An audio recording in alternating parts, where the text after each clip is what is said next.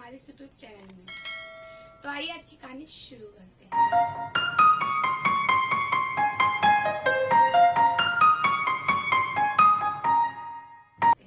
कहानी का नाम है कम उम्र में प्यार की नादानियां।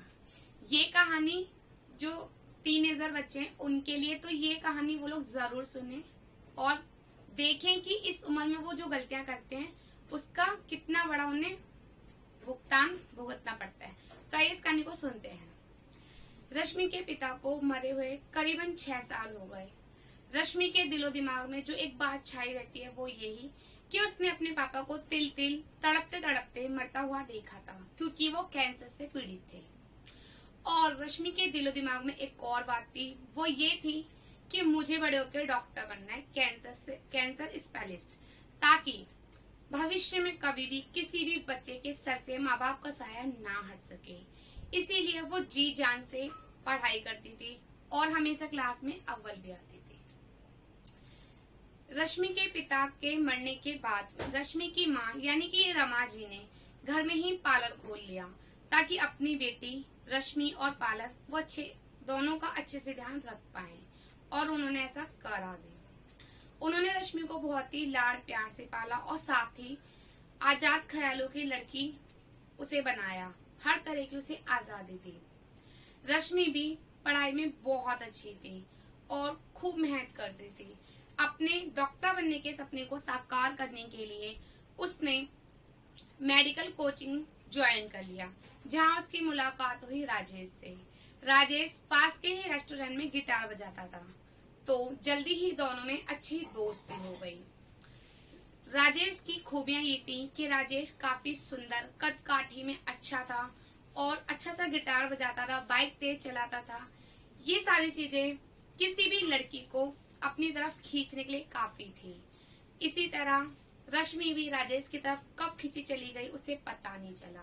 धीरे धीरे उनकी ये दोस्ती प्यार में बदल गई और अब रश्मि को पढ़ाई करना अच्छा नहीं लगता था, बल्कि राजेश के साथ घूमना फिरना, उसके साथ समय बिताना, आधी आधी रात तक फोन पे बातें करना, हर समय अपने फोन में मैसेज चेक करना, मैसेज करना वगैरह वगैरह, इन चीजों में उसे काफी अच्छा लगता था। और अब उसके दिलो दिमाग में डॉक्टर बनने का सपना नहीं, बल्कि राजेश से शादी करने का सपना था। धीरे धीरे रमा जी को यह एहसास होने लगा कि अब उनकी बेटी उनके हाथ से निकलती चली जा रही है। उन्होंने अपनी बेटी को काफी समझाने की कोशिश करी, लेकिन वो कहते हैं ना, बच्चों को ज्यादा ढील दे दी जाए तो फिर वो अपने आप की क्या किसी की नहीं सुनते। यही सब हुआ था रश्मि के साथ। अब रश्मि किसी की भी सुनना नहीं चाहती थी, उसे अपनी माँ भी बुरी लगती थी, क्योंकि वो उसे समझाती थी। रश्मि को अपना भला अब नजर ही नहीं आ रहा था। क्या करें, ये उम्र ही ऐसी होती है कि कब पैर बहक जाए पता ही नहीं चलता। एक दिन राजेश और रश्मि ने चुपचाप कोर्ट मैरिज कर ली। रमा जी बेचारी क्या करती, बेटी की शादी तो हो ही गई थी, चाहे वो कैसी भी थी। रश्मि अपने घर राजेश के साथ चली गई। राजेश गिटार बजा के जो भी कुछ पैसे लाता था उससे बड़ी मुश्किल से घर चलता था, लेकिन फिर भी 2-4 महीने प्यार प्यार में गुजर गए और धीरे धीरे जब प्यार का बुखार दोनों के सर से उतरा, तब उन्हें आटे दाल का भाव पता चला और एक गृहस्थी को कैसे चलाया जाता है ये भी। गृहस्थी की कठिनाइयों को अच्छे से समझ रहे थे राजेश और रश्मि। जब उसकी माँ रमा जी ने उसे काफी समझाया था, तब उसकी बात समझ में नहीं आई थी। कहते हैं ना, प्यार अंधा बहरा सब कुछ होता है, प्यार के आगे कुछ दिखाई नहीं देता। यही हाल था रश्मि का।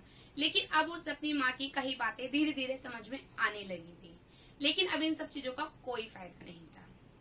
धीरे धीरे राजेश और रश्मि के बीच प्यार कम, झगड़े ज्यादा होने लगे और देखते ही देखते साल निकल गया। इस एक साल में रश्मि ने एक बेटी को जन्म दिया, जिसका नाम उसने रखा रचना।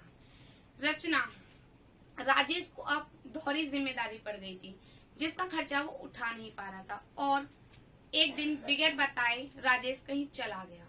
रश्मि ने राजेश को काफी ढूंढा, लेकिन कुछ पता नहीं चला। थोड़े दिन बाद कुछ पास में आया तो वो था तलाक के नोटिस।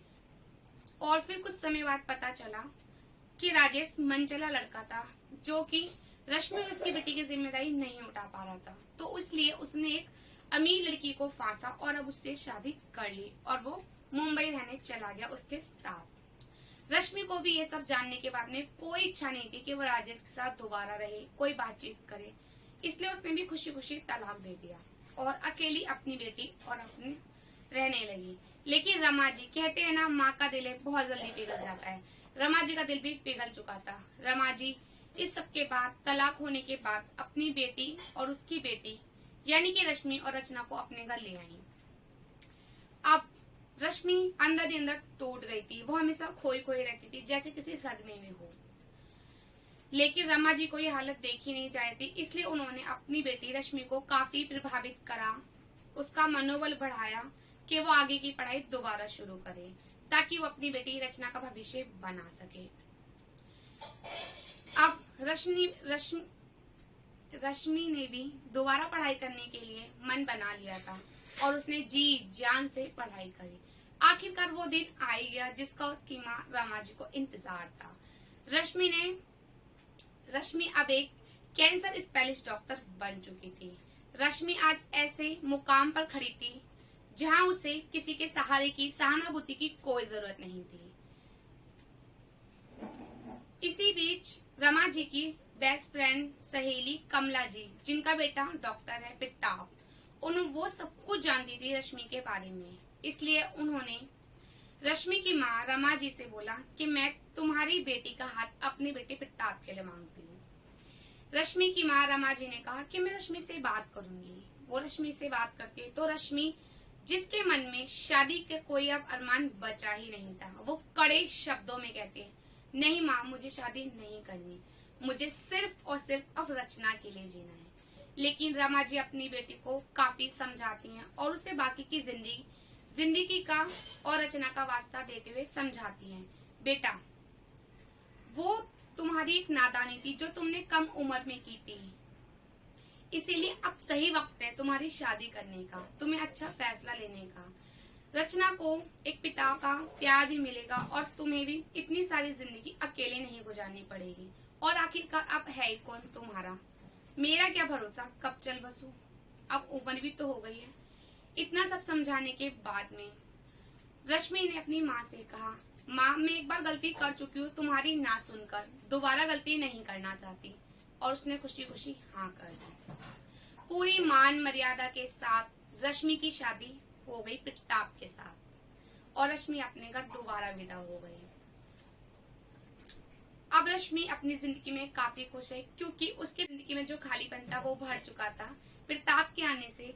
और पिट्टाप का भी 3 साल पहले उसकी पत्नी का कार एक्सीडेंट में मौत हो गई थी, जिसकी वजह से उसे भी एक कमी महसूस थी। रचना को भी एक पिता मिल चुके थे, तो इस तरह से तीनों की जिंदगी में खुशियां दोबारा लौट आई थी।